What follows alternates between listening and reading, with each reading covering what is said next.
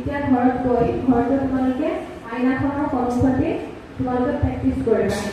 হয় নহয় আইনাখনৰ সন্মুখতে প্ৰেক্টিচ কৰিবা তাৰ তোমালোকে কবিতা কিটা এই দুটা কবিতা তোমালোকে মাতিবা কাইলে হয়তো মাতিব লাগিব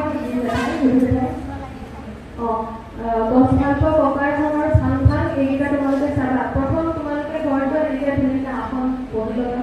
তোমালোকে প্ৰথম কি কৈছিলো মই